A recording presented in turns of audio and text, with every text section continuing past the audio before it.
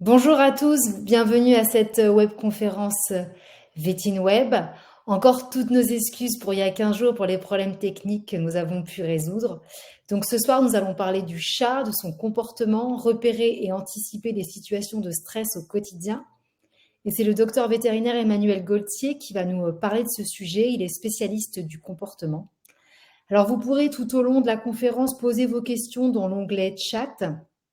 Et le docteur y répondra à l'issue de la conférence. S'il y a trop nombreuses questions, vous retrouverez toutes les réponses par mailing à l'issue de la conf dans les quelques jours à venir. Donc voilà, bonne conférence à vous et je laisse la place au docteur Gaultier pour cette soirée. À plus tard. Merci beaucoup. Bonjour à tous.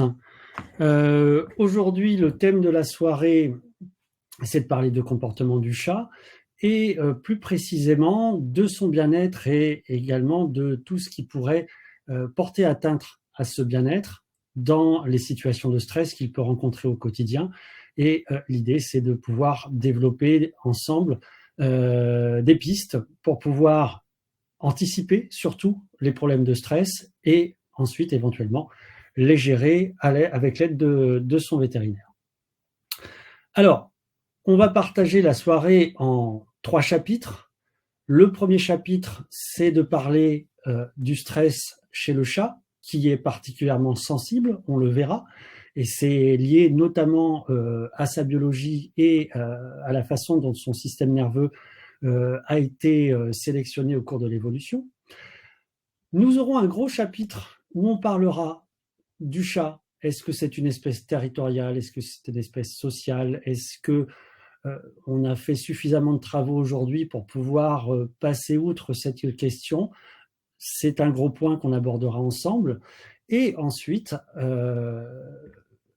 on abordera un troisième élément qui est que, eh bien, en fait, notre chat, il est domestiqué, il vit dans un monde d'humains.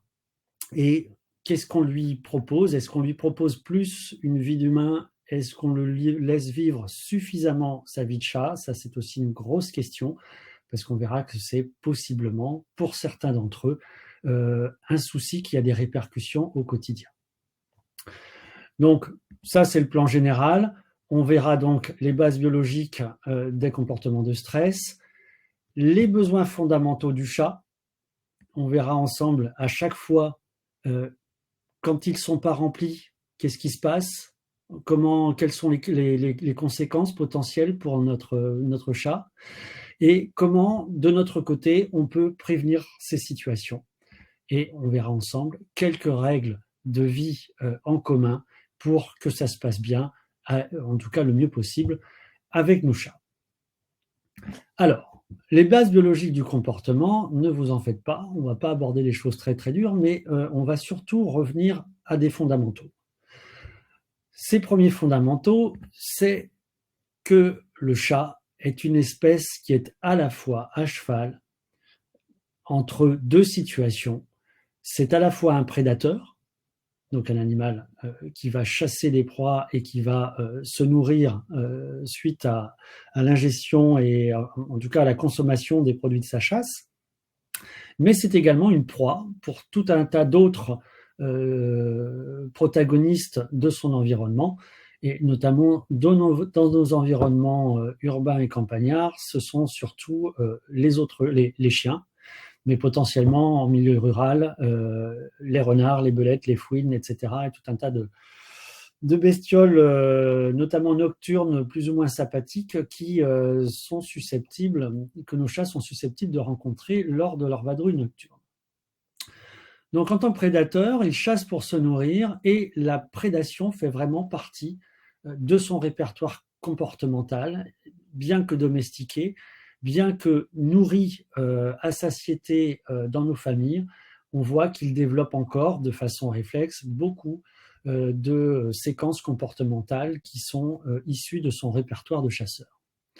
En tant que proie, et c'est là que c'est intéressant de développer cet aspect-là pour illustrer le stress et comprendre le stress chez le chat, c'est qu'il a un système d'alarme du coup qui est très développé et qui va de ce fait être en mesure de développer des stratégies de fuite ou d'immobilisation pour éviter de se faire repérer.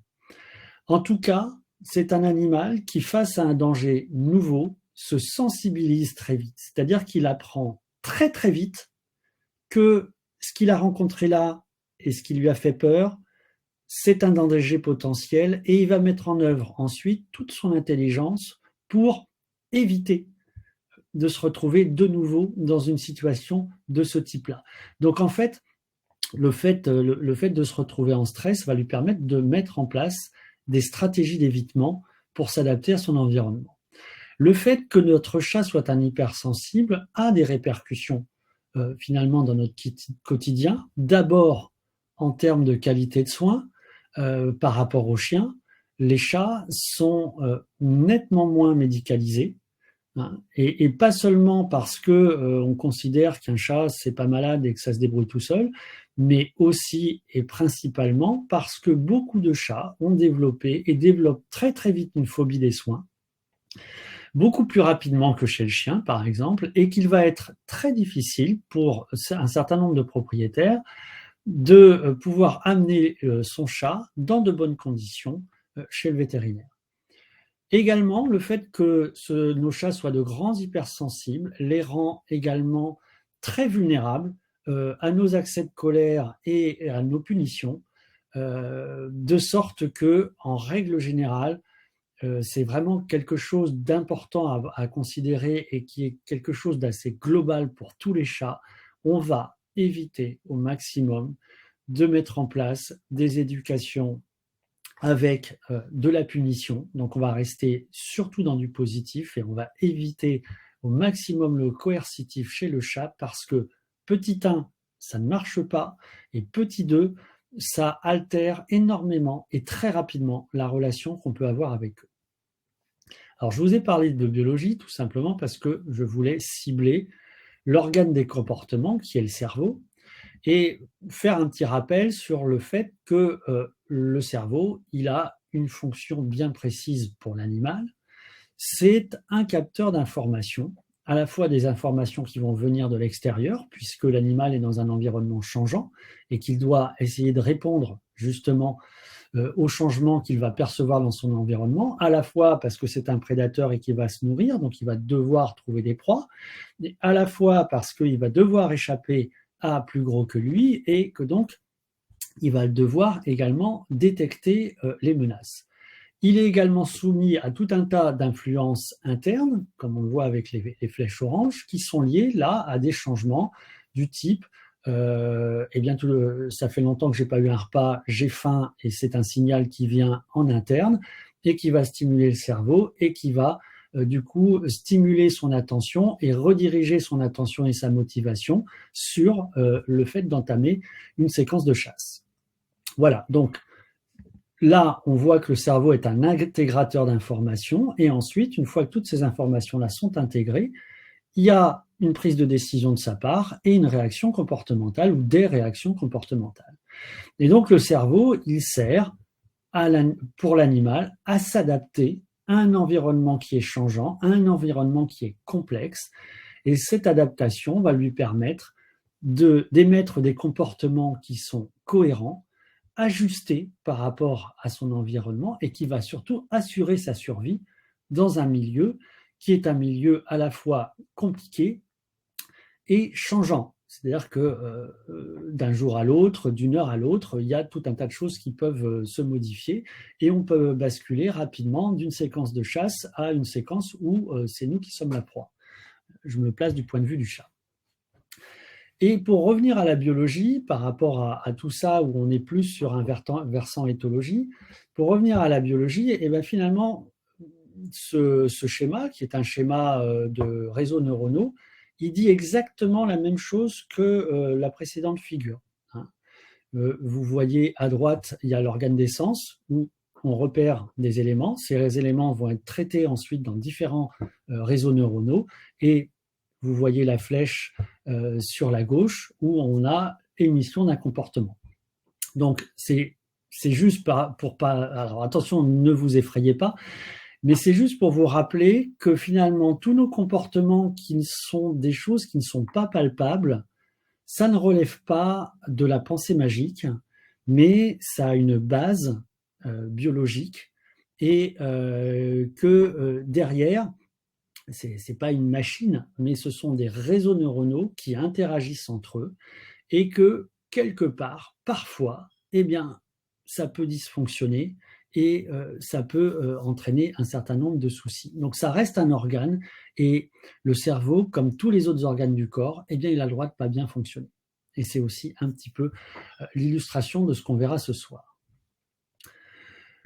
Donc, quand l'animal se retrouve dans un environnement et qu'il va être stimulé par tout un tas d'informations,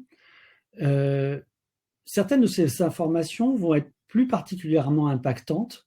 On pense par exemple, mais ne serait-ce que tout simplement, il a faim et il voit quelque chose bouger dans les herbes. Donc là, on sent tout de suite qu'il y a une motivation qui arrive, il va être sur ses gardes, il va avoir sa fréquence cardiaque qui va augmenter, sa fréquence respiratoire qui va augmenter, même s'il se tapit, tout à l'intérieur de son corps est déjà en suractivation pour lui permettre de bondir de façon à être plus efficace dans son activité de chasse de proie. Et en fait, quand l'animal fait ça, même si c'est une situation qui est potentiellement positive pour lui parce qu'il va pouvoir se nourrir derrière, c'est quand même ce qu'on appelle une situation de stress parce que l'organisme sort de sa zone de confort et va activer tout un tas de mécanismes sanguins, respiratoires, musculaires pour pouvoir soit entamer une séquence de chasse, soit, si c'est lui qui est poursuivi, pouvoir échapper au prédateur. Donc, le stress, en fait, c'est une réponse physiologique du corps qui est adaptative si elle est efficace. C'est-à-dire que face à une situation bien précise qui va stimuler un stress, il faut que ce stress soit de courte durée, parce qu'en fait, une réponse de stress, c'est une réponse qui est excessivement, sur le plan économique et énergétique, qui est excessivement dispendieuse. Voilà. On va monter en pression, on va avoir le cœur qui va battre la chamade, on va avoir une fréquence respiratoire qui va être augmentée, on va avoir des décharges hormonales excitantes et tout ça pour préparer le corps à une activité musculaire intense. Donc si cette réponse est efficace, elle va être donc de courte durée, puisque l'animal va retourner à l'état d'apaisement. Admettons, dans l'exemple qu'on prenait tout à l'heure, ce qui bougeait dans les herbes, c'était une souris, il a réussi à sauter dessus, il l'a prise, et il va pouvoir aller tranquillement la consommer. Donc on va avoir un retour à l'apaisement, une diminution de la réponse de stress, et notamment un chat qui va, en réfléchissant après son action, se dire « Ah ben tiens, j'avais jamais rencontré de souris dans cet endroit-là, ça va devenir intéressant, je vais venir à cet endroit-là plus souvent. » Donc il y a une phase d'apprentissage qui va lui permettre finalement d'être de plus en plus en adéquation avec son environnement. En revanche, on va parler d'une réponse de stress pathologique à partir du moment où cette réponse physiologique très dispendieuse ne va pas permettre à l'animal de pouvoir résoudre son problème ou résoudre par exemple la situation qui lui fait peur. La situation reste figée, elle perdure et elle ne permet pas l'apaisement. Et donc vous imaginez bien que quelque chose qui va être aussi problématique pour l'organisme, l'augmentation de la fréquence cardiaque, l'augmentation de la fréquence respiratoire, tout un tas de sécrétions hormonales excitantes, si ces mécanismes se prolongent trop dans le temps, ils vont tirer sur la machine et ils vont finir par épuiser l'organisme. Et en fait, on reconnaît 3 réponses principales de stress qui sont dites pathologiques parce qu'en fait, elles ne peuvent pas ramener l'animal dans un état de repos. Quand l'animal va se retrouver dans cette situation-là, eh bien, il va redéclencher les mêmes mécanismes qui ne sont pas efficaces et qui ne vont pas l'aider. Ce sont les phobies, c'est-à-dire des réactions de peur extrêmement intenses, souvent déconnecté par rapport au réel danger que représente la situation. Donc là, on parle de pathologie parce que la réponse est démesurée, même si elle est, même si elle est brève, elle est démesurée par rapport au danger réel de la situation. Quand les réactions de peur, même moins violentes, sont beaucoup plus longues dans la durée et pas forcément motivées par quelque chose de l'environnement, on va parler d'anxiété, où l'animal est globalement envahi par le stress, un stress qui n'est pas potentiellement efficace parce qu'il ne sort pas de sa situation stressante et il va rester embourbé dans cet état qui est particulièrement fatigant pour lui. Et à tel point qu'on peut avoir effectivement chez le chat aussi des états dépressifs où là on va avoir un écroulement global de son répertoire comportemental avec un chat qui va beaucoup diminuer ses interactions sociales, diminuer son exploration, qui ne va plus sortir, qui va rester caché, qui va grossir et sur lequel on a tout un tas d'autres pathologies qui peuvent se greffer. Donc voilà, le chat est un animal qui est susceptible de répondre très très rapidement à des situations de stress et à savoir que parfois les situations de stress peuvent s'emballer et aboutir à des états figés qu'on appelle des états soit phobiques, anxieux ou dépressifs en fonction à la fois de l'intensité et de la nature des manifestations cliniques de stress, parce que tout ça ce sont des déclinaisons du stress, et aussi en fonction de leur durée d'expression.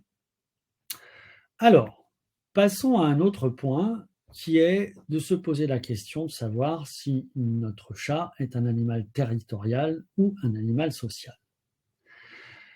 Alors, peut-être que certains d'entre vous vont être déçus parce que si on pose la question aux éthologues, ils vont vous répondre de façon très catégorique que le chat n'est pas un animal territorial parce que dans la définition des éthologues, une espèce territoriale, c'est un animal qui défend systématiquement son territoire vis-à-vis des intrus.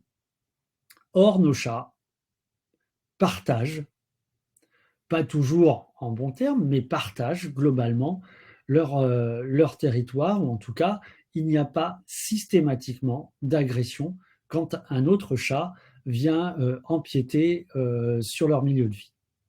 Donc, on ne peut pas qualifier le chat d'animal territorial sensu stricto, mais on va voir ensemble, et ça va nous prendre pas mal de temps, on va voir que nos chats organisent de façon très complexe et très pointue leur espace de vie, grâce notamment à différents marquages.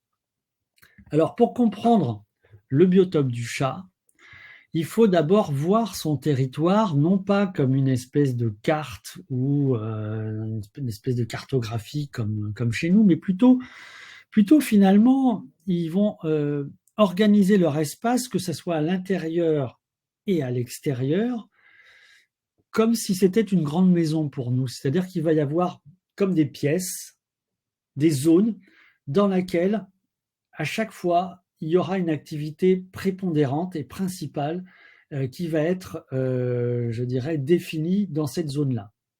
On va avoir les zones d'élimination. Alors, je ne sais pas si vous voyez ma flèche. Il y a des zones d'élimination, il y a des zones de chasse, il y a des zones de nourriture, il y a des zones d'observation, il y a des zones de repos, il y a des zones d'interaction et il y a des zones de jeu. Et entre chacune de ces zones qui sont des zones fonctionnelles, puisque chacune de ces zones a une fonction bien précise, il y a des petits chemins que notre chat va prendre très régulièrement. Tout ça est très très organisé finalement. Et au-delà de cette organisation spatiale, on va avoir une organisation également olfactive de cet environnement par différents types de balisage. On va avoir d'abord le balisage facial, qui est le balisage typique du chat heureux et du chat qui est bien dans ses baskets, qui est content que tout est bien à sa place dans son environnement, que tout se passe bien, et à chaque fois, il va baliser sur les différents cheminements à des endroits où il y a des angles saillants, hop, il va baliser et il va faire un petit dépôt de phéromones qui disent que tout va bien dans le meilleur des mondes. Les griffades sont un autre moyen de déposer des phéromones et il ne va pas les déposer partout. Vous voyez qu'en fait, les dépôts principalement de griffades se font soit à proximité de la zone d'observation, soit tout autour de ou des zones de repos. Donc là, c'est un balisage qui a une action bien précise de signalement de certaines zones, et en particulier de zones où l'animal n'aime pas être dérangé. C'est-à-dire que là, ce sont plutôt des zones d'intimité. Enfin, il y a un troisième type de balisage que nous, humains, nous apprécions beaucoup, beaucoup moins, qui est le balisage, le marquage urinaire, où ce marquage urinaire va se faire soit à l'entrée de certaines zones,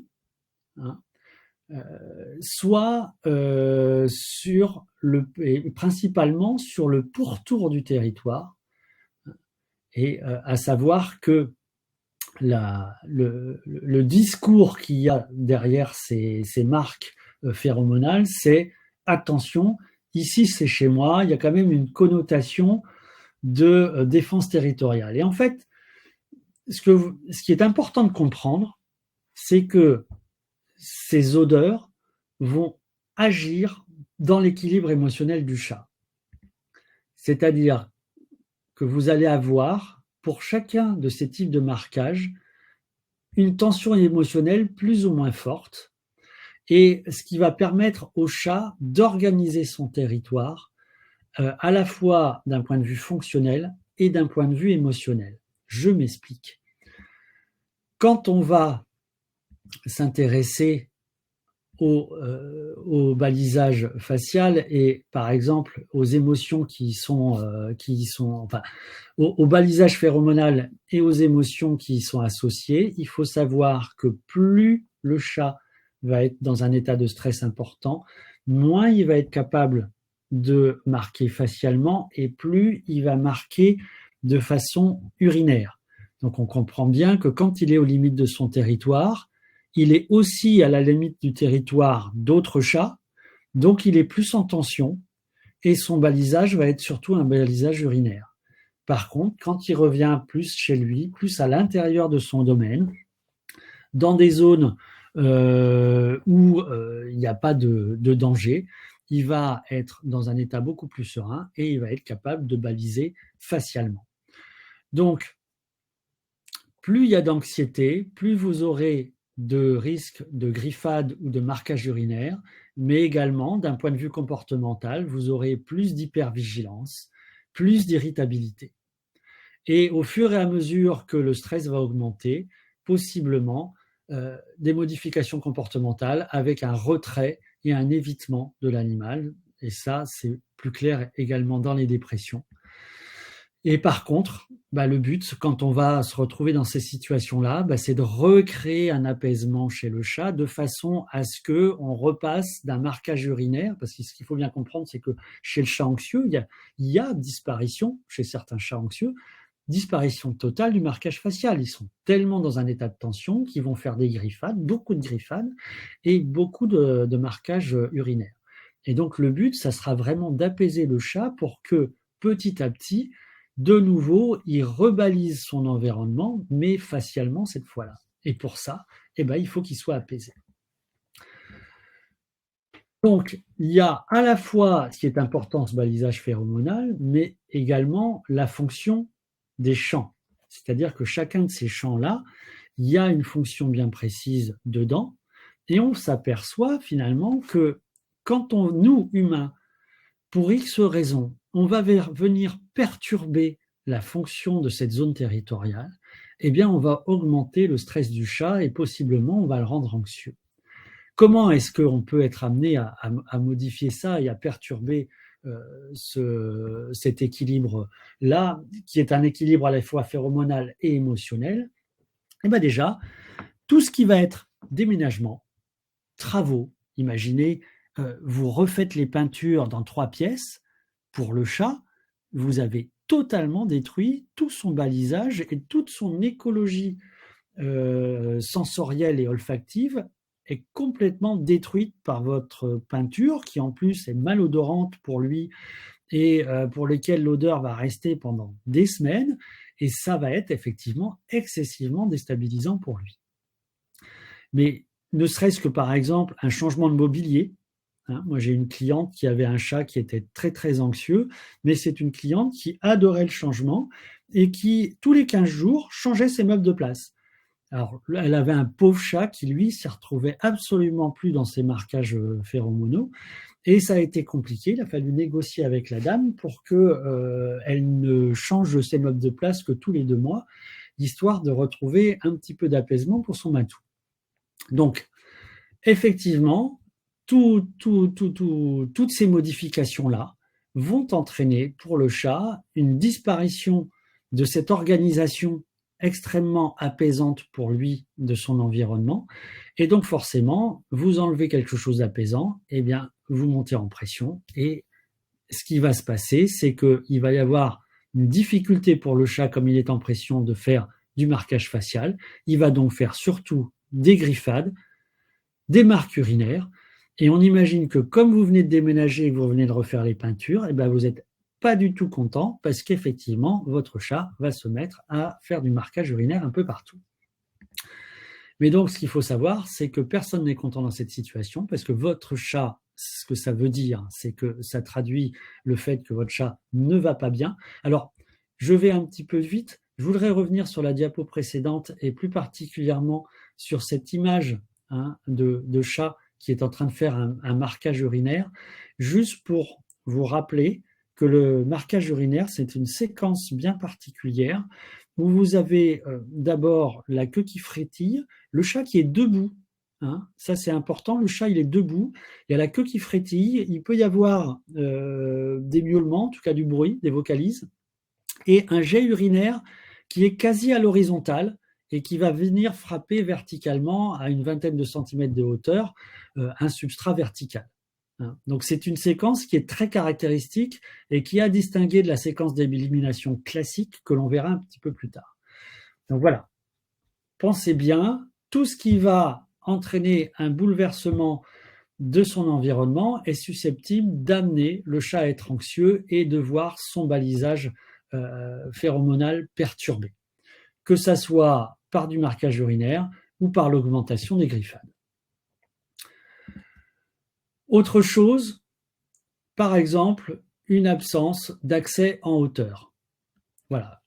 Parfois, je vais chez les gens et leur chat est un chat qui est contraint de vivre un peu comme un chien, c'est-à-dire au sol, parce que soit il y a très peu de mobilier, soit il y a un mobilier qui est organisé de telle sorte que le chat ne peut pas monter sur les étagères, ne peut pas monter en haut d'une bibliothèque, etc., etc.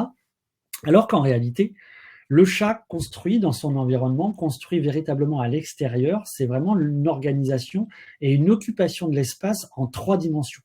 Votre chat, il y a un arbre dans votre jardin, il va tout de suite en prendre possession, aller régulièrement dedans, faire des griffades dans cet arbre, c'est réellement quelque chose qui est important pour lui. Et les chats passent énormément de temps dans les zones d'observation. Donc ce sont des zones qui sont importantes et effectivement, il faut y penser, il faut pouvoir donner la possibilité au chat d'accéder à des meubles en hauteur, surtout quand on vit en appartement et qu'il n'a pas la possibilité d'aller organiser son environnement en 3D à l'extérieur. Et on va avoir plus facilement des chats qui vont déprimer dans ce type de situation. Donc il est important de garder en tête, je ne suis pas en train de vous dire que le chat, il faut absolument qu'il sorte, il faut absolument que ça soit un chat qui vive en extérieur, c'est pas ça du tout. Mais si vous avez un environnement relativement réduit en superficie et que votre chat a peu l'occasion de sortir, il est très important à ce moment-là de restructurer votre intérieur et de réfléchir à structurer votre intérieur en réorganisant les champs d'activité, en lui donnant la possibilité de pouvoir s'installer en hauteur et installer des champs d'observation en hauteur, c'est extrêmement important pour lui, et de pouvoir effectivement structurer votre environnement et quand je dis ça, attention, vous n'êtes pas obligé de massacrer votre intérieur d'un point de vue esthétique. C'est-à-dire que si vous réfléchissez bien, vous avez la possibilité de trouver un terrain d'entente entre les qualités esthétiques de votre appartement et les besoins de votre chat dans ses besoins de pouvoir explorer en 3 dimensions et vivre en 3 dimensions. Autre problème que l'on peut rencontrer chez nos chats domestiques, c'est que certains champs d'activité soient hypostimulants, c'est-à-dire qu'il n'y a pas autant d'activité que prévu dans ces champs-là. Par exemple, il n'y a pas d'activité de chasse ou il n'y a pas d'activité de jeu. Et dans ces cas-là, on se retrouve avec des chats qui vont principalement manifester leur anxiété par de l'irritabilité et par des agressions. Parce qu'en fait, il y a un surplus d'énergie à l'intérieur qui n'a pas eu dans la journée suffisamment eu l'occasion de sortir. Le chat est en surchauffe, en quelque sorte. Et qu'est-ce qui risque de se passer? Eh bien, vous revenez du travail. Après 8 à 9 heures d'absence, vous êtes bien crevé. Vous avez envie de vous allonger sur le canapé, vous enlevez vos chaussures et les deux trucs qui bougent un petit peu, les deux seuls trucs qui bougent au milieu du salon, et ça fait 9 heures qu'il ne s'est rien passé dans votre appartement, devinez qu'est-ce qui va se passer et sur quoi votre chat va reproduire son comportement de chasse. C'est sur vos pieds. Donc, c'est excessivement désagréable et surtout, ça traduit effectivement que quelque part, il y a un mal-être au niveau de votre chat. Donc, c'est important de pouvoir non seulement structurer l'environnement, mais aussi de faire en sorte que dans les zones d'activité, il y ait effectivement de l'activité. Et l'idée n'est pas encore de vous culpabiliser en vous disant « Oh là là, vous êtes des mauvais maîtres parce que vous allez travailler ». Non, non, absolument pas. Votre chat peut tout à fait se retrouver dans un environnement seul, mais avec la possibilité d'avoir des objets mobiles. Il existe sur Internet et en boutique énormément de personnes qui ont travaillé, qui ont développé des idées de jouets, etc., qui vont pouvoir occuper votre chat. Il y a tout un tas de jouets qui sont enrichis olfactivement pour stimuler également le chat. Donc, il y a énormément de choses qui existent et qui ne nécessitent pas forcément une présence pour que le jeu se mette en place. Mais c'est important du coup de se renseigner, d'aller voir sur Internet, d'aller en parler à votre vétérinaire pour essayer effectivement d'agrémenter au mieux la vie de votre chat. Autre élément important, c'est que parmi les champs d'activité de votre chat, notamment les champs d'élimination, les champs d'alimentation et les champs de repos, quelque part, ces champs-là sont synonymes d'intimité. Et il faut également respecter cette intimité, parce que si on ne respecte pas l'intimité du chat, on va avoir un chat qui va être irritable, qui va être dans l'évitement ou dans le retrait. C'est pas, ce qu'il faut bien comprendre, c'est pas parce qu'on a envie de papouiller notre chat que notre chat a aussi envie d'être papouillé à ce moment-là. C'est-à-dire que moi, je milite pour le MeToo du chat, mais le MeToo du chien aussi, parce que le même problème se pose chez le chien. C'est qu'il y a un moment, c'est pas seulement nous qui avons envie de câliner notre chat, c'est est-ce que à ce moment-là, notre chat, il est prêt, il est OK pour être câliné et il est d'accord pour être câliné. Donc, ce qui est important dans ces moments-là, c'est pas seulement d'agir en fonction de nos besoins ou de nos envies du moment, mais de se poser la question de savoir, mais mon chat, il me dit quoi à ce moment-là? Est-ce qu'il a envie d'être caressé?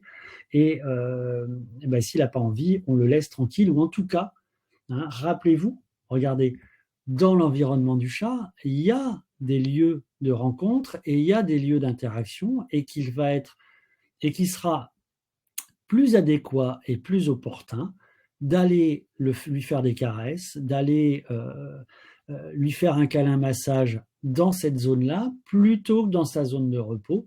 Vous serez beaucoup plus respectueux de sa façon de gérer son environnement.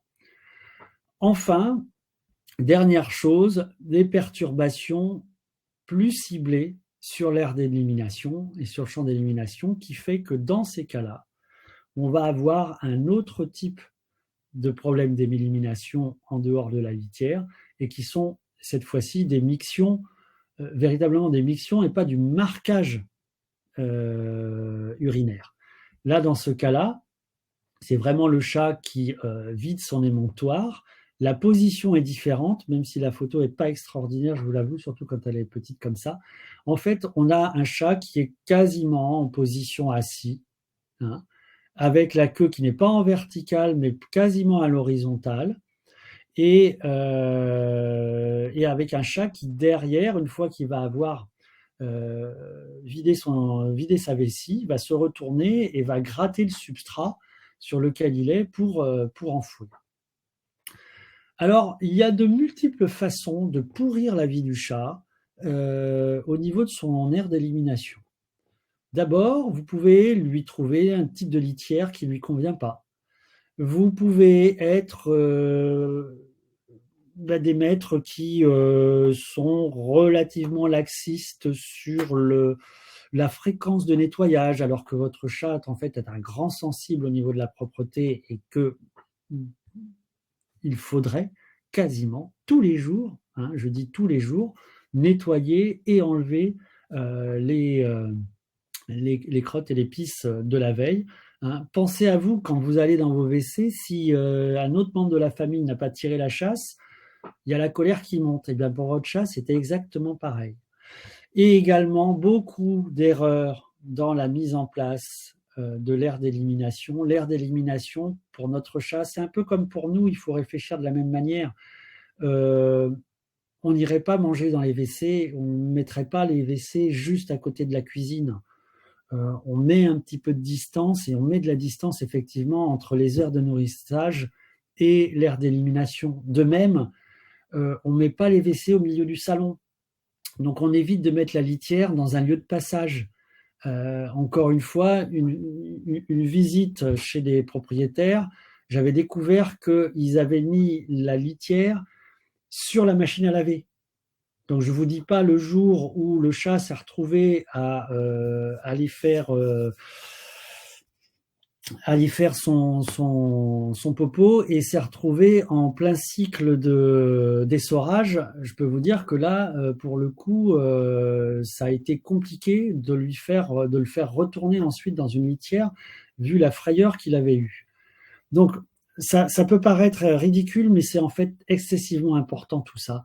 Et dans la gestion des lieux d'élimination, voilà, il faut s'imaginer qu'il y a une règle assez précise que l'on se donne, et cette règle, c'est pas une règle absolue et qui va pour tout le monde, hein, parce que vous me direz, il y a tout un tas de situations qui ne répondent pas à ça, mais en fait cette règle-là, si vous l'appliquez, vous diminuez les risques de problèmes. Et cette règle, c'est le nombre de litières, c'est n plus 1 chat. N, c'est votre nombre de chats plus 1. C'est-à-dire que si vous avez un chat, il faut mettre 2 litières à disposition. Vous avez 4 chats, vous mettez 5 litières à disposition. Voilà. Ça, alors vous me direz, quand on a un petit espace, ça devient compliqué. Oui, tout à fait. Mais c'est une règle optimale, on va dire. Nettoyage quotidien, je le disais tout à l'heure. Choix de la nature de la litière en fonction de ses goûts à lui et pas de vos goûts à vous. D'accord ? Ça, c'est très, très important. Il y a de multiples types de litières de base, agglomérantes, cristallines, végétales. Ce n'est pas vos envies qui doivent mener le choix de la litière, mais plutôt, voilà, encore une fois, hein, on répond à cette phrase, le maître propose, le chat dispose, et c'est lui qui vous dira quelle litière choisir. Donc, dans les règles de nettoyage, c'est avec quoi on nettoie. Sur les souillures, vous utilisez de l'eau gazeuse, du vinaigre blanc et vous oubliez d'acheter des répulsifs parce que c'est très rarement efficace. Hein, il vaut mieux eau gazeuse et vinaigre blanc, c'est beaucoup moins coûteux. Et dans les bacs à litière, eau de javel et évitez aussi les désodorisants. Les désodorisants, une fois de plus, c'est des trucs pour les humains, c'est pas du tout pour les chats. C'est pas du tout, généralement, c'est pas du tout attrayant pour eux. Voilà. Alors, votre chat fait à l'extérieur de sa litière, première des choses à faire. Effectivement, ça vous met en colère. Effectivement, vous n'êtes pas content. Effectivement, ça vous dégoûte. Mais la punition n'est pas une bonne option. Ça ne réglera pas son problème de propreté. Et par contre, ça va encore augmenter son anxiété. Donc, c'est-à-dire que vous risquez en fait d'aggraver le problème, comme on l'a vu tout à l'heure. Plus il y a de stress, plus il y a le risque de marquage urinaire. Donc là, quelle que soit l'origine du problème de malpropreté, vous risquez de l'aggraver et de toute façon, vous risquez en plus de détériorer la relation avec votre animal. Donc comment agir? Eh bien, il faut surtout agir en amont et en prévention, en structurant correctement son biotope et en anticipant les changements, c'est-à-dire tout ce qui va être déménagement, refaire des peintures, faire des travaux, partir en vacances. Tout ça, ce sont des situations finalement que vous pouvez vous anticiper et sur lesquelles on va essayer à ce moment-là de faire en sorte de rendre les choses moins compliquées et moins traumatisantes pour le chat. Donc, quelques règles de bonne structuration du territoire, mais on répète un petit peu ce qu'on a vu, mais enseigner quelque part, c'est répéter. Litière à distance des lieux de repos, de passage et de nourrissage, respecter l'intimité autour des litières, du lieu de repos, des lieux de nourrissage, les griffoirs de préférence à proximité des lieux de repos, parce que sinon ça ne veut rien dire pour le chat. L'organisation de zones refuge en hauteur, c'est très important pour un certain nombre d'entre eux. Et aussi, ça c'est important, la possibilité de cheminer en hauteur entre les zones refuge. Et ça sera d'autant plus important, on le verra tout à l'heure, que vous pouvez éventuellement de temps en temps accueillir des chiens à la maison ou des enfants qui crient et qui courent dans tous les sens. Et dans ces cas-là, le fait de pouvoir aller d'une zone refuge à l'autre sans passer par le sol, c'est quand même quelque chose d'extrêmement intéressant pour le chat. Là, il y a quelques clichés d'une maison un petit peu extraordinaire pour les chats, parce que là, les gens, ils ont sorti le grand jeu, vous voyez, ils ont mis des espèces de grandes planches et de grandes étagères qui rejoignent différents lieux en hauteur dans les différentes pièces de la maison. Donc, c'est pas la peine d'aller jusque-là et de transformer votre maison comme ça. Mais voilà, quelque chose comme ça doit vous donner des idées, ça doit être inspirant pour vous et je suis sûr que vous trouverez tous des solutions pour adapter quelque chose de similaire dans votre environnement pour le plus grand plaisir de votre chat. Donc je vous disais tout à l'heure, tout ce qui va être déménagement, travaux, vacances, c'est des choses qu'on prévoit à l'avance, forcément, et on va le prévoir aussi pour le chat. Par exemple, dès qu'on va arriver dans un nouvel espace, il va falloir restructurer rapidement le territoire. Et au besoin, ce qu'on fait souvent, c'est ce qu'on appelle une restriction d'espace. C'est-à-dire qu'au début, on va mettre le chat dans une seule pièce où on va lui restructurer son espace en plus petit. La litière d'un côté, les gamelles éloignées, la zone de repos en hauteur éloignée aussi. De façon à ce qu'il se restructure rapidement autour de cette pièce et que cette pièce devienne rapidement familière pour lui. Et à partir de ce moment-là, vous allez ouvrir aux autres pièces de l'environnement et vers lesquelles il va aller explorer et petit à petit mettre en place un nouveau balisage, agrandir petit à petit son territoire, mais au moins, à chaque fois qu'il aura un petit coup de stress, il reviendra dans la pièce initiale qui aura acquis très rapidement en fait des vertus apaisantes et qui lui permettront de pouvoir réorganiser petit à petit son territoire et ne pas avoir à le faire tout d'un coup. Donc, ce qui est important aussi, au-delà de cette restructuration, c'est d'anticiper et de limiter le stress. Ce qu'il faut bien comprendre, c'est que lutter contre le stress, c'est très compliqué. C'est comme le feu. Le feu, une fois qu'il est allumé, c'est beaucoup plus difficile de le gérer et de le réduire, alors qu'il est beaucoup plus facile de mettre en œuvre des mesures de prévention pour éviter que la forêt s'embrase, par exemple. Donc, dès que vous savez que vous avez une période de déménagement, de travaux, de vacances, de gens qui viennent à la maison et que le chat ne connaît pas, vous savez que ce sont des situations où il va être stressé, et donc vous allez mettre en place, par anticipation, soit de la phéromonothérapie, de l'aromathérapie, de la phytothérapie. Et quand je dis soit, je fais une erreur parce que ces trois branches-là de l'anxiolyse, elles ne sont pas, elles ne s'excluent pas l'une et l'autre. C'est-à-dire qu'on peut tout à fait faire de la phéromonothérapie avec de la phyto. C'est pas du tout un problème, et au contraire, ça permet de multiplier les chances de pouvoir favoriser une limitation du stress chez le chat et d'avoir un cerveau qui soit beaucoup moins sensible au stress à ce moment-là. Donc vraiment, vraiment, il faut travailler en prévention. C'est pas une fois que votre chat va commencer à avoir une perturbation de son marquage que vous allez voir les griffades se multiplier et les marquages urinaires arriver. Dans ces cas-là, phéromones, phytothérapie, c'est presque trop tard. C'est déjà trop tard. C'est avant que toutes ces stratégies vont être beaucoup plus efficaces.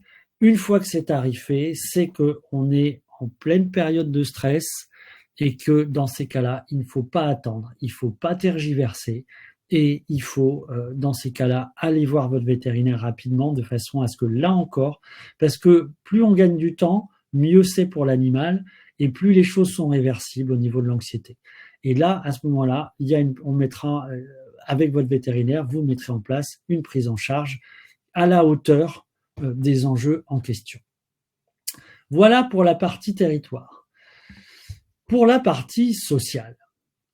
Alors là encore, les éthologues, ce sont des personnes qui sont un peu frustrantes parce qu'ils vont vous dire, bah non, le chat, c'est pas un animal social au sens où on l'entend, nous, chez les éthologues. C'est-à-dire que quand il y a un groupe de chats qui se construit, eh ben, sa structure hiérarchique, elle est basée sur la loi du plus fort ou celui qui aura le plus gros caractère. Mais il n'y a pas de règles précises que l'on va pouvoir trouver d'un groupe social sur un autre groupe social. Donc voilà, il n'y a pas de véritable système hiérarchisé universel chez le chat, contrairement à ce qu'on peut voir dans d'autres espèces comme chez l'humain, chez les bovins, chez le chien. Et donc, à partir de ce moment-là, le chat n'est pas, pour les éthologues, une espèce sociale. Sauf que ce qu'on constate au quotidien, nous, quand on regarde nos chats vivre avec nous, c'est qu'il y a quand même une recherche active de contact, c'est qu'il y a un partage affectif avec des contacts qui sont apaisants pour l'animal et qui se traduisent notamment par le fait que quand on revient à la maison ou quand le chat revient à la maison, il y a un certain nombre de comportements qui manifestent un consentement de l'animal qui retrouve à la fois son intérieur, mais également ceux qui s'y promènent. Donc, en fait, le chat est peut-être un animal pour lequel les relations sociales ne sont pas absolument fondamentales, mais qu'ils peuvent développer et ils peuvent y trouver du goût. Ils peuvent retrouver que développer ces relations sociales, c'est plaisant, et à partir de ce moment-là, à partir du moment où quelque chose est plaisant, eh bien, on va le rechercher. Et du coup, ben forcément, quand il va y avoir une séparation, vacances, hospitalisation, départ d'un enfant aux études, eh bien, cette modification du groupe familial va être potentiellement impactante pour le chat qui s'était stabilisé avec un groupe social bien précis. Et donc, oui, ça peut apporter du stress. Alors, du stress parce qu'il y en a qui s'en vont, du stress parce qu'il y en a qui arrivent, un chaton, mais aussi un autre chat adulte qu'on aura adopté.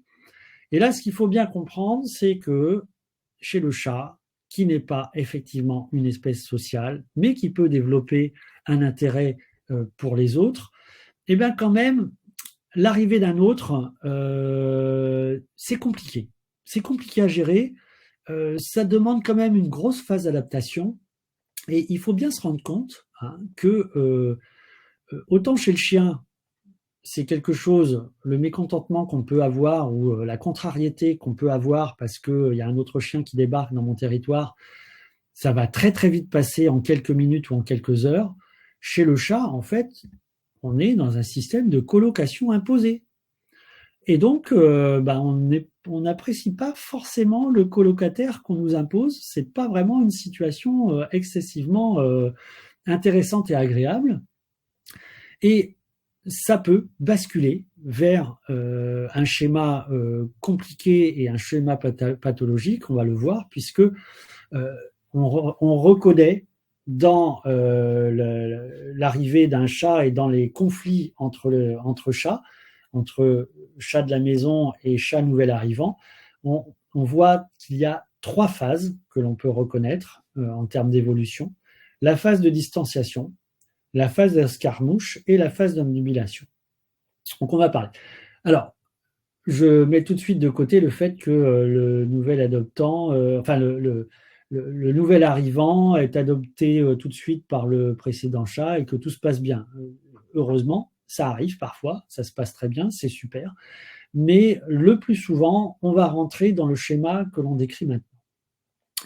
La phase de distanciation, c'est quoi ? C'est une phase qui est une phase naturelle, quasi obligatoire, où en fait, il va y avoir en quelque sorte une redistribution territoriale, un rééquilibrage dynamique avec le nouvel arrivant. Et ça peut passer de temps en temps par des menaces, des charges. C'est quand même des choses et des échanges qui sont plutôt relativement silencieux et qui n'entraînent pas de blessures. Tant que ça en reste là, surtout ne pas intervenir. Les choses sont en train de se mettre en place, elles se mettent en place toutes seules et nos interventions, généralement, vont plus cristalliser les problèmes qu'autre chose. Donc, la phase de distanciation, c'est une phase qui, dans la majorité des cas, va se passer et va permettre de retrouver petit à petit, de permettre l'habituation de l'un à l'autre et l'équilibre va se faire et nos chats vont se retrouver parfaitement bien ensuite ensemble. En revanche, si cette habituation ne se fait pas, si le rééquilibrage ne se fait pas correctement, on va passer à la phase des escarmouches, où là, les tensions dont on parlait vont augmenter en fréquence et en intensité. On va voir apparaître des blessures. Ça va être des rencontres qui vont être de plus en plus violentes et vocalisées surtout. C'est là qu'il va y avoir du bruit dans les interactions. Et petit à petit, vous allez vous apercevoir qu'il va y avoir une espèce d'asymétrie qui va s'installer dans la relation. C'est-à-dire que vous allez repérer facilement un chat agressif et un chat passif. Et à partir de ce moment-là, il y a une bascule qui est en train de se mettre en place. Dans ces cas-là, là non plus, il ne faut pas intervenir de façon répressive. Si vous devez intervenir, c'est en anticipant, là encore, comme tout à l'heure, là où vous allez être efficace, c'est en anticipant. Vous allez vite apprendre que quand il se passe ceci, cela, quand ils font telle chose, après ça se passe mal. Dès que vous les voyez émettre ces comportements-là, précurseurs d'un conflit, vous anticipez, vous détournez l'attention. Chacun, ce sera toujours plus facile à deux, chacun tire un des chats dans un coin et on fait retomber le soufflet de cette manière-là. Et on va à ce moment-là consulter rapidement. Pourquoi ? Parce que en fait, la phase de distanciation, elle est achevée, mais pas dans le bon sens, pas dans le sens d'un équilibre, mais dans le sens d'une augmentation de problèmes. On est en train de passer petit à petit et mettre les pieds dans une phase d'anxiété intermittente. Et à ce moment-là, il est plus qu'urgent d'agir et d'agir avec votre vétérinaire. Pour ne pas arriver à cette phase-là, qu'on appelle la phase d'obnubilation, où il y a une anxiété qui est installée chez les deux protagonistes, à la fois chez notre chat actif ou notre chat qu'on va estimer être agresseur, mais il faut savoir en réalité que quand on mesure le stress des deux protagonistes, le stress, même si les comportements sont opposés, le niveau de stress est identique. Le chat actif, il est hyper vigilant, il fait ce qu'on appelle de l'hyperfocalisation, c'est-à-dire qu'il passe son temps, et il ne vit plus. Même parfois, il y en a qui ne mangent plus, qui ne dorment plus, il passe son temps à essayer de savoir où est l'autre et à surveiller l'autre. Ça devient complètement obsessionnel, c'est pour ça qu'on a appelé cette phase la phase d'omnibulation. Et on a souvent, de la part du propriétaire qui voit son chat dans cette obsession-là, la réaction réflexe qu'on va avoir, c'est de vouloir l'apaiser, le caresser, lui dire mais ça va, tout va bien. Et à ce moment-là, le chat il est dans un tel état de tension qu'il va y avoir ce qu'on appelle les agressions redirigées vers le propriétaire, qui sont souvent très violentes et qui en fait sont la manifestation d'un chat qui est au bout du bout. Voilà, donc il y a une vraie anxiété productive chez lui, alors que chez le chat passif, on va avoir une anxiété déficitaire cette fois-ci, c'est un chat où il y a une inhibition qui est envahissante, un chat qui va passer son temps à s'isoler, à se cacher par rapport à l'autre chat, et qui va avoir tendance à se faire des plaies de léchage, des automutilations, ou alors qui va se lancer dans la boulimie, qui va prendre des kilos, etc. etc. Donc vraiment, c'est une situation absolument horrible. Et là, tout ce qu'il faut faire, c'est surtout ne pas gronder le chat agresseur, parce que là encore, on ne fait qu'alimenter l'anxiété. On essaye d'apaiser, mais en fait, on est dans une phase où ça marche même pas parce qu'ils sont dans un tel état de tension que l'apaisement qu'on voudrait apporter, il n'est pas efficace. En fait, là, ici, autant avant, il fallait consulter rapidement. Ici, il faut consulter impérativement. Donc ça, c'est pour nos histoires de modification du groupe familial quand il y a un chat qui arrive. Quand il y a un chien qui arrive, c'est pas simple non plus pour notre chat, hein. Ça crée là aussi une modification du groupe. Attention, là non plus, il ne faut pas se précipiter, il ne faut pas chercher à tout prix à ce que ça aille tout de suite bien dans l'arche de Noé. Il faut laisser du temps au temps à notre chat de s'habituer au nouvel arrivant. Donc pas de punition non plus, mais on évite également qu'il y ait... il ne faut pas forcer les choses, parce que si on force, on va avoir le grand coup de griffe du chat et on aura fait plus de mal que de bien, surtout que le nouvel arrivant, si sous les griffes c'est l'œil, eh bien on est bon pour un tour chez le vétérinaire et après un chien qui développe une phobie du chat. Donc là, on aura tout gagné.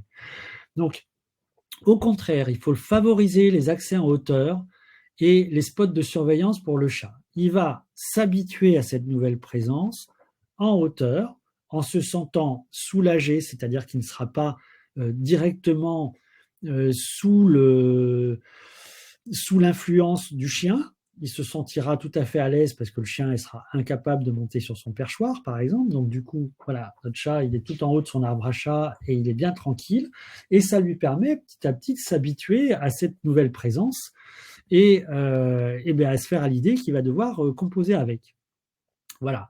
Donc, calmer et temporiser chacun des protagonistes, notamment quand c'est un chiot qui arrive à la maison. Ils sont plutôt joueurs, plutôt tonitruants et ils auront peut-être tendance à être un petit peu trop explosifs pour le chat résident. Donc, il faut tempérer les choses dans ces moments-là. Favoriser les contacts positifs, pas provoquer les contacts, mais favoriser les contacts et dans le calme. Oublier les rêves de cohabitation parfaite, parce que là encore, on ne fait ni plus ni moins que provoquer une colocation forcée chez notre chat. Donc, il faut y aller doucement et peut-être que ça prendra du temps ou peut-être que ça ne marchera jamais. Mais c'est comme ça, ce n'est pas nous qui décidons. Laisser le chat marquer les affaires du nouvel arrivant, ça c'est important. Que le chat puisse avoir à certains moments accès à la couche du chien, si le chien a une cage, à la cage du chien, etc., de façon à pouvoir s'habituer aux odeurs sans que le chien soit présent. Et bien sûr, là encore une fois, comme je vous le disais tout à l'heure, on a la possibilité d'anticiper l'arrivée d'un chien puisque c'est quelque chose normalement qui est programmé. Et donc là encore, mettre en place de la phéromonothérapie, de l'aromathérapie, de la phyto, des compléments alimentaires pour limiter la montée de stress et de faire en sorte que cette phase un petit peu traumatisante se passe au mieux. Et enfin, ne pas oublier que quand la famille s'agrandit, c'est pas forcément que avec des bêtes à quatre pattes et à poil, mais qu'on a aussi des petits humains qui arrivent à la maison et que ce n'est peut-être pas toujours au goût de notre félin préféré. Là, en l'occurrence, on se rend compte effectivement qu'il y a une petite tension et que ça va pas forcément très très bien. Et donc, là aussi, il va falloir favoriser les choses, prévenir, favoriser les accès en hauteur, là encore, un petit peu comme chez le chien, calmer, temporiser, faire en sorte que les contacts se fassent toujours dans le plus de calme possible. Laisser le chat marquer les affaires du nouvel arrivant, on le laisse aller dans le landau, dans le lit pour bébé, etc., voire même s'y coucher. Alors, hygiéniquement, on fait attention, bien sûr, mais quelque part, il y a un juste milieu à trouver pour que notre chat trouve ses marques aussi dans cet environnement-là. Là encore, l'arrivée du bébé, c'est un truc qui est programmé. Généralement, vous avez 9 mois pour vous préparer. Et donc, le dernier mois au moins, quelque part, mettre en place, par exemple, un kit de Feliway sur la prise, de la phyto, du complément alimentaire, etc., de façon à ce que, quand on va se retrouver dans cette situation-là, de rencontre, eh bien, on soit sur un animal qui soit déjà plus protégé vis-à-vis du stress et qui gérera mieux ses émotions et notamment sera moins envahi par un stress négatif. Alors, on va finir en abordant la question, encore une fois, je vous en ai déjà parlé tout à l'heure, mais qu'il est important de satisfaire les besoins du chat avant nos propres désirs et qu'il est absolument vital, notamment, de favoriser les accès en hauteur et les spots de surveillance quand il y a des enfants à la maison. Parce que, ou bien vous êtes tout le temps sur le dos de vos enfants et que vous les contrôlez systématiquement quand ils sont laissés seuls avec, de façon à ce qu'ils ne soient pas seuls avec le chat. Parce que vous pouvez avoir 100% confiance dans votre chat. En revanche, vous ne pouvez pas avoir 100% confiance dans vos enfants. Rappelez-vous ce que vous avez fait quand vous étiez jeune. On a tous fait d'énormes bêtises.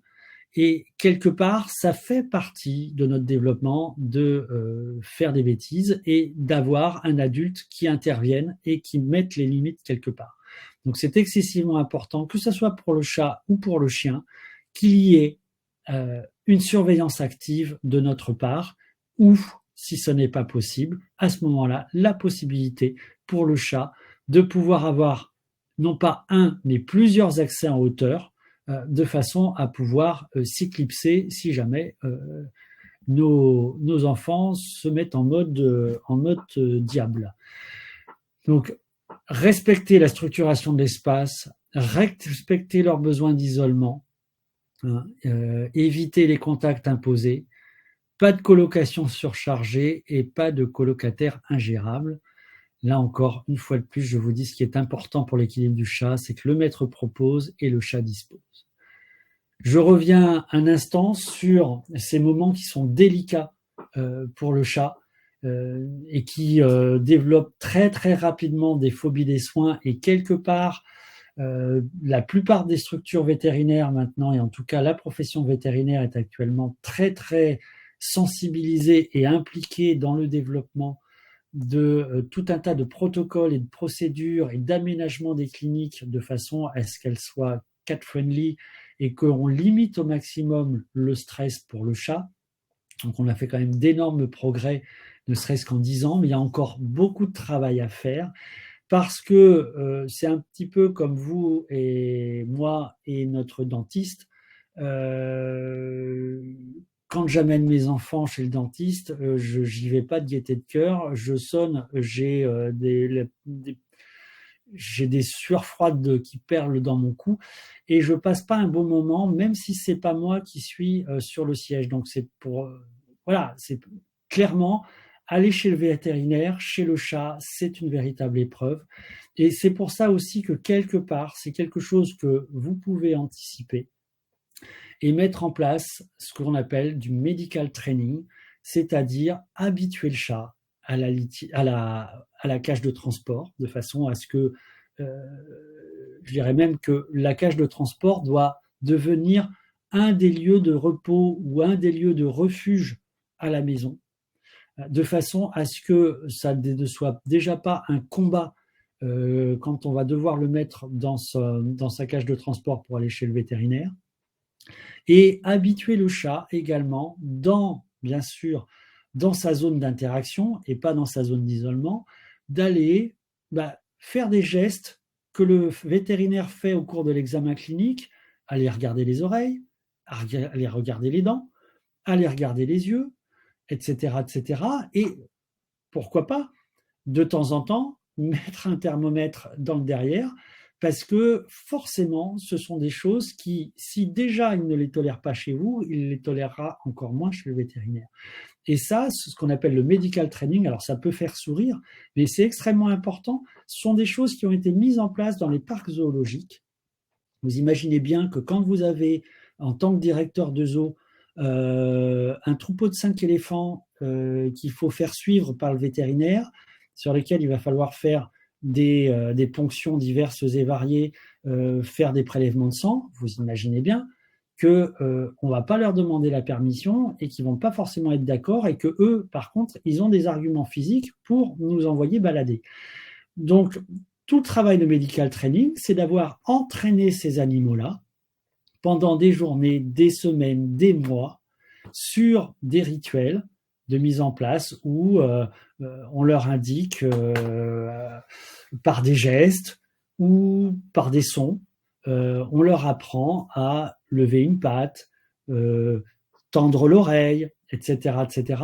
Et où finalement, le jour où on aura besoin d'intervenir médicalement sur l'animal, eh bien, il n'y aura plus qu'à, entre guillemets, avoir le soigneur à côté et le soigneur qui va mettre en place le rituel de façon à ce que l'intervention médicale se passe au mieux. Donc, quelque part, on va reprendre ces éléments et ces stratégies-là, les mettre en place dans notre quotidien, et ça veut dire que ça commence chez vous, en contact et en relation et en accord avec votre vétérinaire qui vous donnera pas mal d'indications et qui vous montrera également comment faire, eh bien de pouvoir entraîner votre chat le plus tôt possible. Alors, vous pouvez très bien le faire sur un chat adulte, mais vous verrez que ça sera encore plus efficace sur un chaton en s'y prenant tôt et en l'habituant très tôt.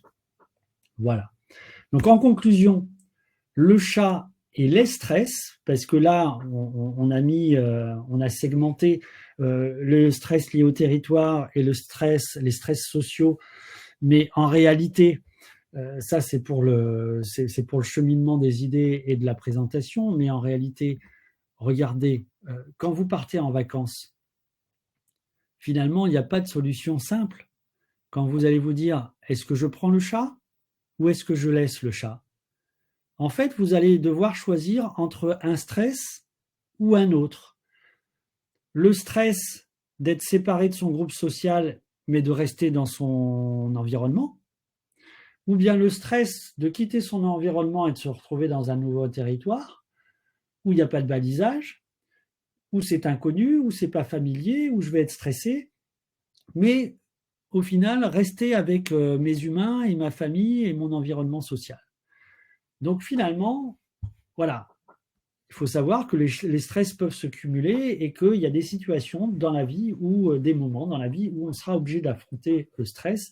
Et l'important, effectivement, à ce moment-là, c'est, comme je vous l'ai dit tout à l'heure, de pouvoir le prévenir, mais surtout, de bien connaître son chat et de savoir si finalement, quand je vais devoir choisir entre ces deux options au moment des vacances, comme je connais bien mon chat, que je sais que chez lui, alors, ok, il nous aime bien, mais quand même, l'important pour lui, c'est son territoire, et bien dans ce cas-là, je vais choisir de le laisser à la maison avec quelqu'un qui vient ou voilà, quelqu'un qui vient, qui va venir s'en occuper régulièrement. Mais je sais que ça sera moins impactant pour lui de rester dans son environnement quotidien que de nous suivre et d'aller dans un nouvel environnement, de subir la cage de transport, le transport, etc., etc. Donc voilà, ce qui est important, c'est de bien connaître son chat parce que chaque chat est particulier. Chaque chat a vraiment une dimension au niveau de son historique, de sa vulnérabilité au stress, mais aussi de sa résilience, des capacités qui lui sont propres et que vous connaissez bien. Et c'est important de pouvoir régulièrement discuter avec votre vétérinaire parce que votre vétérinaire, finalement, lui, c'est un spécialiste des chats en général. Des chats, il en voit plein, il connaît plein d'histoires différentes et il pourra vous donner des indications.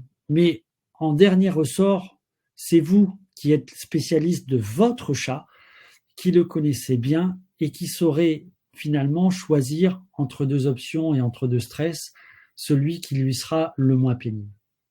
Donc c'est important de savoir ça effectivement et de savoir qu'il y a d'un chat à l'autre de grandes variabilités et qu'on ne prendra pas forcément face à un type de stress les mêmes décisions. Et c'est aussi pour ça qu'il n'y a pas de règle absolue face à un stress et que certains conseils tomberont à l'eau chez certains chats et pas chez d'autres. Et que c'est bien pour ça qu'on vous dit le maître propose, le chat dispose et que c'est lui, en fonction de sa valeur propre, qui va choisir ce qui lui convient le mieux. Donc le stress du chat, respecter la structure de son territoire, prévenir et anticiper les situations à risque et ne pas attendre pour consulter afin de renforcer, afin de limiter le stress et donc derrière ça, de renforcer ses capacités d'adaptation. Voilà.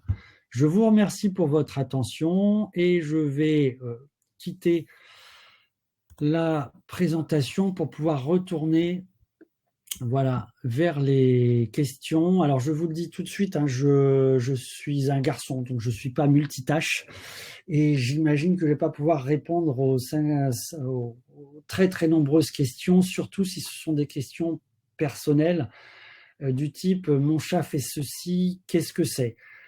Je vais être sans doute vis-à-vis de ces questions-là, sans doute un peu pénible et un peu frustrant, parce que ce type de questions, c'est un petit peu la même chose que les questions qu'on a quand on a un propriétaire qui arrive, qui nous dit « voilà, j'ai mon chat qui boite, qu'est-ce que c'est ?»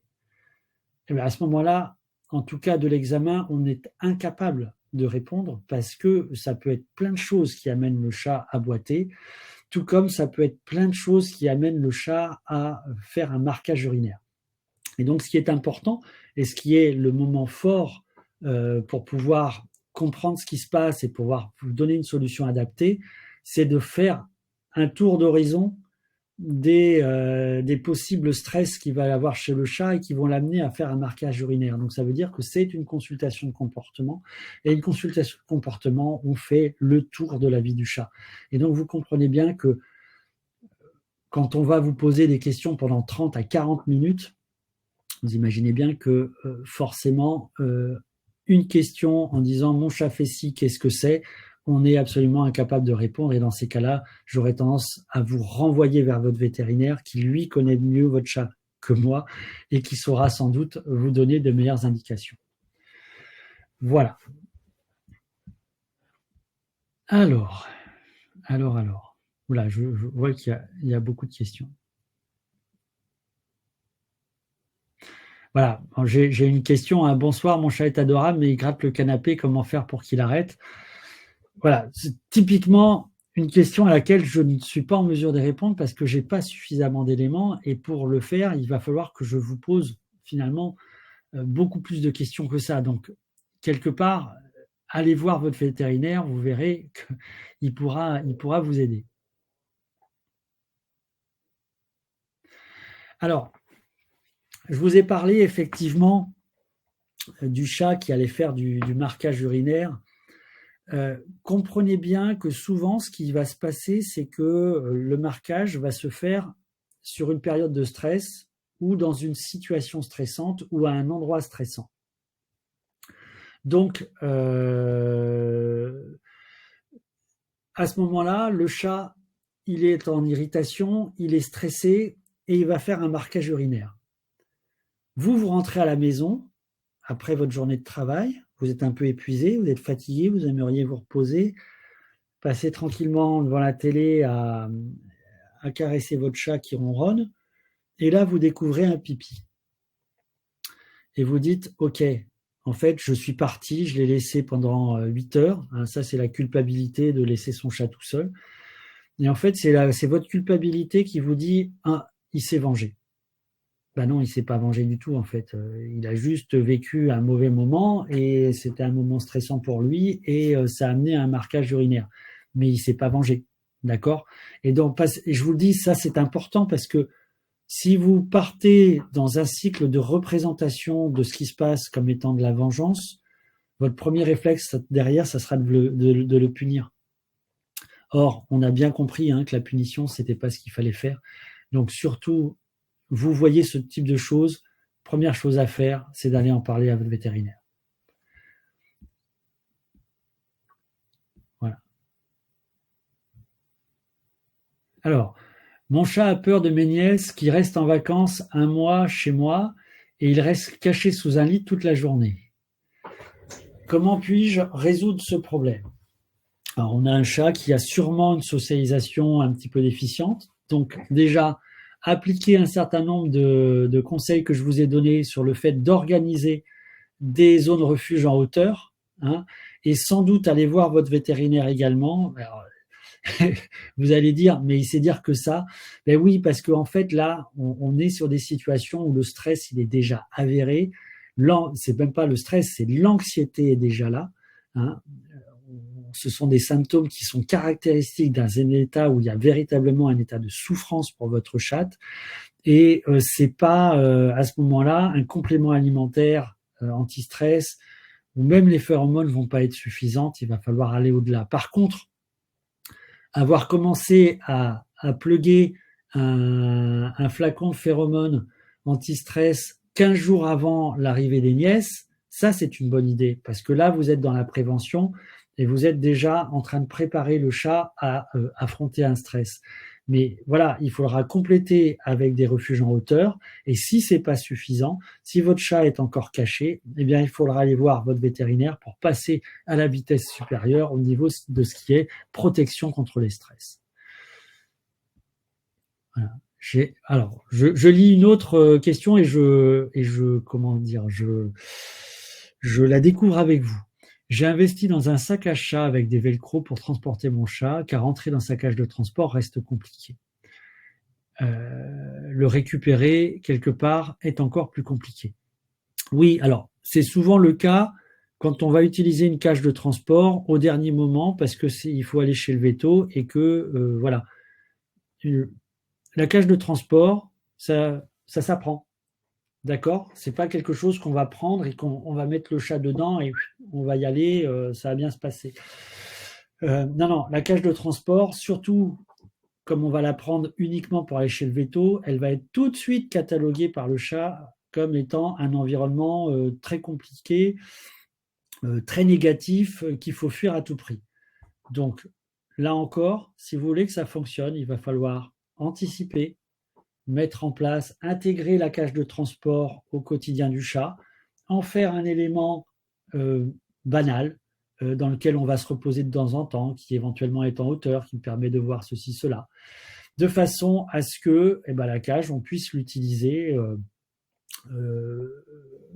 positivement le jour où on a besoin. On peut même faire un entre-deux, c'est-à-dire que de temps en temps, on prend la cage, on met le chat tranquillement dedans, on va dans le jardin, on ouvre la cage. Voilà, on a habitué le chat à se retrouver dans la cage, d'abord sur une petite période, et puis sur une situation qui aura pas de conséquences négatives pour lui, puisqu'on va le libérer un petit peu plus tard dans le jardin. C'est-à-dire que quelque part, la cage de transport, on l'habitue et on décontamine la notion de transport, effectivement, et de stress lié au transport pour aller chez le vétérinaire à ce niveau-là. Mais vous pouvez effectivement tout à fait utiliser un sac à chat, mais à savoir qu'au bout de 2-3 fois d'utilisation du sac à chat pour aller chez le vétérinaire, ça va aussi devenir une situation à éviter et que vous allez vous retrouver dans la même situation. Et donc, c'est pour ça qu'il est important, en fait, de désensibiliser le chat, que ce soit à la cage de transport, au sac de transport, ne pas hésiter à mettre des phéromones dedans avant et pas mettre le chat tout de suite après. Hein, les phéromones en spray, il peut parfois avoir des excipients qui sont un peu désagréables au niveau odeur tout de suite quand on les a mises. Donc, on aère, on laisse un petit peu imprégner et ensuite on met le chat dedans. Mais il y a vraiment un travail d'habituation à faire. Voilà. Et de ce fait, seule sa tête dépasse et ainsi le veto fait son vaccin seul et c'est la seule façon de le transporter. Autant dire qu'elle sort une fois par an et c'est quelqu'un qui vient chez moi quand je m'absente. Avez-vous une explication, une idée? Un veto remplaçant préconise de lui donner de la gabapentine. Alors, oui, effectivement, quand on se retrouve dans une situation où on utilise la cage de transport une fois par an et uniquement pour aller dans un endroit hyper désagréable, forcément, la fois d'après, votre chat, il s'est sensibilisé très vite, comme on a dit, et il ne va pas vouloir y aller. Donc, il y a tout ce travail à faire en amont. Et effectivement, votre vétérinaire a raison. Si les symptômes sont vraiment trop marqués et qu'il y a une phobie qui a commencé à s'installer, le meilleur moyen de pouvoir décontaminer ça, c'est d'utiliser des molécules anti-stress en amont, c'est-à-dire avant, là où elles seront les plus efficaces, c'est avant les premiers signes de stress, et la gabapentine est un très bon produit dans ce type d'utilisation, tout à fait. Le stress peut-il provoquer des maladies comme le MIS-C? Alors, oui, le stress est impactant pour l'organisme en général et donc peut avoir des conséquences négatives pour le tube digestif. Hein, ne serait-ce que, on a exactement la même chose chez l'homme. On peut faire un ulcère de l'estomac lié au stress. Le chat en fait aussi, il fait plus souvent des diarrhées de stress, mais ça peut être impactant sur le tube digestif. Ça peut être impactant au niveau du système urinaire. On a des cystites émotionnelles, c'est-à-dire qu'il y a à la fois, vous avez votre chat qui à la fois vous fait du marquage urinaire, mais en plus qui fait en dehors de sa litière parce qu'il a mal au moment où il est en train d'éliminer, et donc il a associé la litière à la douleur, et donc maintenant il vous fait des pipis partout. Donc oui, le stress est impactant là-dessus, il est impactant sur le plan dermatologique également.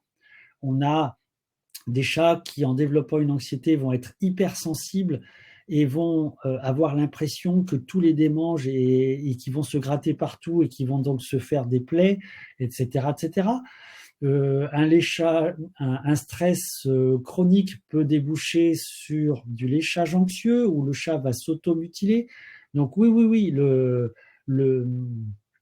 stress est impactant, il est même impactant sur le système immunitaire. Dès que vous allez être en dépression, vous avez un système immunitaire qui s'écroule et vous êtes beaucoup plus sensible aux infections diverses et variées. Voilà, donc là, j'ai pas répondu à toutes les questions. Vous voyez que moi, quand on me met une pièce, j'ai tendance à parler un petit peu beaucoup et un petit peu trop longtemps. Ne vous en faites pas. Comme vous a dit Esther tout à l'heure, on répondra à l'ensemble de vos questions, mais je crois qu'il est temps que vous puissiez retourner chacun à vos occupations. Je vous remercie en tout cas pour votre attention. Merci beaucoup, docteur Gauthier. En effet, on voit que ça suscite de nombreuses questions. Donc, comme le docteur vient de le dire, on va répondre en tout cas par écrit. Vous allez recevoir dans les jours à venir toutes les réponses à vos questions. Vous allez recevoir aussi, dès que la conférence sera finie, vous allez recevoir dans votre boîte mail le lien du replay, puis on vous le renverra aussi en même temps que les réponses aux questions. Voilà, c'était une conférence très, très riche, très passionnante. Encore un grand merci, docteur, pour cette soirée. On voit aux réactions que ça a beaucoup intéressé, ça a apporté beaucoup de réponses. Donc, encore un grand merci. Je vous souhaite à tous une très bonne soirée et on se retrouve au mois de décembre pour une autre webconférence sur le comportement du chien cette fois-ci. Bonne soirée à vous et à très bientôt. Au revoir.